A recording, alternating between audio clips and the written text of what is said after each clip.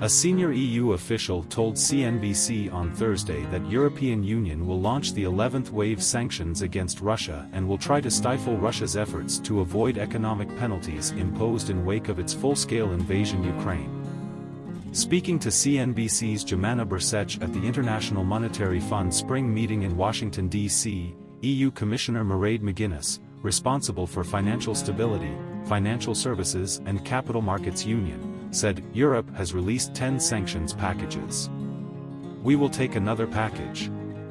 EU countries have been in talks in recent weeks about imposing a new set of sanctions against Russia, and McGuinness confirmed that an 11th package of measures is on the way. Our information is that sanctions are working and we're going to do more, but we need to look at full implementation, McGuinness said. What Russia is deprived of is both finances and technologies to reinvent their war machine, and they have problems on the battlefield.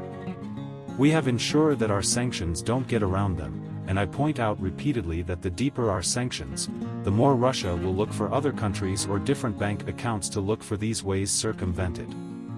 McGuinness said that in addition imposing more sanctions on Moscow, Brussels will seek to ensure that sanctions are effectively enforced, making it harder for individuals and organizations circumvent them. We have to make sure they don't find ways to circumvent our sanctions, McGuinness said. I point out time and time again that the deeper our sanctions, the more effective they are. Do not underestimate Russia's efforts, together with its friends around the world, to circumvent our sanctions. They are affecting the Russian economy, they are affecting Russian war machine. McGuinness was also asked if the EU would penalize countries that helped Russia avoid sanctions with new laws. Last year, the US Treasury Department released a list of countries that have helped Russia circumvent sanctions, including Armenia, Georgia, Kazakhstan, Kyrgyzstan, Tajikistan and Uzbekistan. McGuinness said the blog is instead focused on targeting individuals and entities. We're changing our legislation to look at people involved in enforcement response, McGuinness said. Of course, when it comes to people or organizations that break the law, that's when we see that we're going to take action.